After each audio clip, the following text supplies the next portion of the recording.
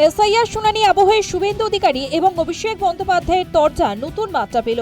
শনিবার এসআইআর নিয়ে নির্বাচন কমিশনকে নিশানা করে সরব হয়েছিল তৃণমূলের সেকেন্ড ইন কমান্ড। সেই সঙ্গে সুপ্রিম কোর্টের দ্বারস্থের ইঙ্গিত দিয়েছিলেন তিনি।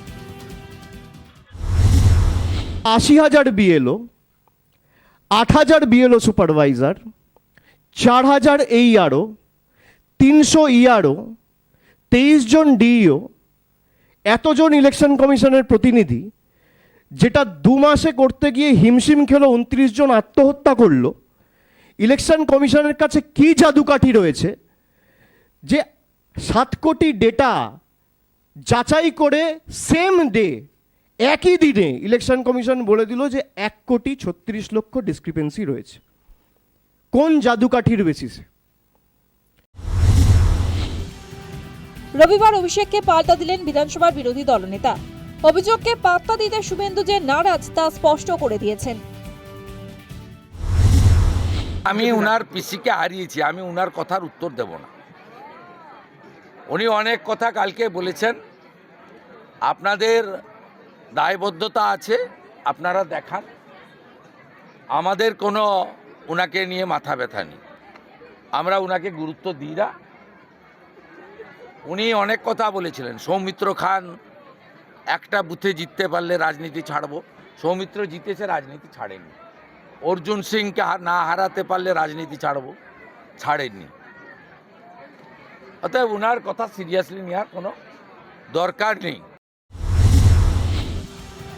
আগামী বছর রাজ্য বিধানসভার ভোট, অভিষেকের নজরে নন্দীগ্রাম। জানুয়ারি সেবাশ্রয় ধাঁচে সেখানে মডেল ক্যাম্পের কথা ঘোষণা করেছেন ডায়মন্ড হারবারের সাংসদ। তিনি ক্যাম্পের উদ্বোধন করবেন বলে জানিয়েছেন। যখন থেকে আমরা এই ডায়মন্ড হারবারের সেবাশ্রয় শুরু করব, দ্বিতীয় অধ্যায় শুরু করব, আমরা শুরু করেছি প্রায় 1 মাস হতে চলল। তার আগে থেকে যখন শুরু করব সব ঠিক করছি, তখন থেকে আমার কাছে কিছু ফোন এসেছিলো এক ডাকে অভিষেকের। নাম্বারটা সবার কাছে আছে, যে কেউ ফোন করতে পারে, যে এখানেও এরকম একটা ক্যাম্প করা হোক, আমরা যাতে এই সুযোগ সুবিধা পাই। আমরা যেটা ঠিক করেছি যে 2টো মডেল ক্যাম্প নন্দীগ্রামে করা হবে। নন্দীগ্রাম 1 নম্বর ব্লকের জন্য একটা মডেল ক্যাম্প হবে, এবং নন্দীগ্রাম 2 নম্বর ব্লকের জন্য আরেকটা মডেল ক্যাম্প হবে। এবং যতই করো হামলা আবার জিতবে বাংলার কর্মসূচিতে আমি যেহেতু 15 তারিখ পূর্ব মেদিনীপুরে থাকবো, আমি সেই ক্যাম্প উদ্বোধন করতে নন্দীগ্রামে যাব।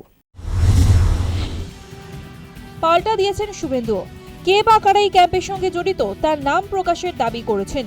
সেই সঙ্গে সরকারি কেউ এতে যুক্ত থাকলে শেষ থেকে ছাড়বেন বলেও হুঁশিয়ারি দিয়েছেন নন্দীগ্রামের বিধায়ক। সেবা দান করতে আসছেন মানে হেলথ ফেসিলিটি দিতে আসছেন, তার মানে আপনার পিসি ব্যর্থ স্বাস্থ্যমন্ত্রী হিসেবে।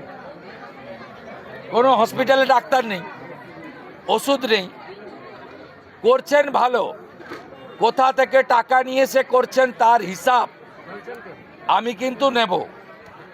কোন খাতা থেকে টাকা আসছে, চুরির টাকা কিনা তার হিসাবও আমি নেব। কোন মেডিকেল কলেজ আর হসপিটাল থেকে ডাক্তারকে তুলে নিয়ে আসছেন তার লিস্টও আমি নেব, কারণ এটা নন্দীগ্রাম। আর ভোটের আগে মমতা ব্যানার্জি অনেক কিছু দিতে চেয়েও নন্দীগ্রামের হিন্দুদের কিনতে পারেনি।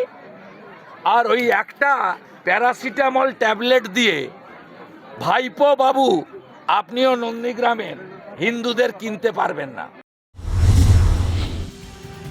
এসআইআর শুনানির মধ্যে বড় সিদ্ধান্ত নিল তৃণমূল। প্রতিটি শুনানি কেন্দ্রের পাশে সহায়তা শিবির করার সিদ্ধান্ত নিয়েছে রাজ্যের শাসক দল। বিএলএদের সঙ্গে ভার্চুয়ালি বৈঠকে এই সিদ্ধান্ত অভিষেক বন্দ্যোপাধ্যায় নিয়েছেন বলে খবর। এ ব্যাপারে বিজেপিও কর্মসূচি নিতে চলেছে বলে খবর। তাই এসআইআর নিয়ে দুই যুযুধান পক্ষের লড়াই নতুন মাত্রা পেল বলে মনে করছে ওয়াকিবহাল মহল। News time.